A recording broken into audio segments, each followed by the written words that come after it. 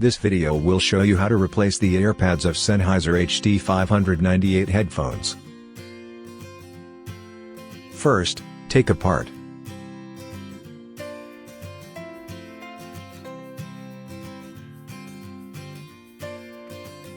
Second, notice the 6 points of the tabs.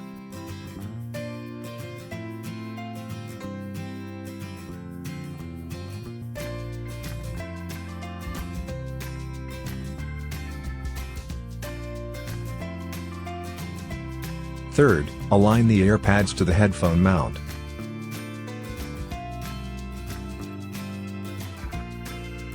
Fourth, press the 6 points and stable the earpads.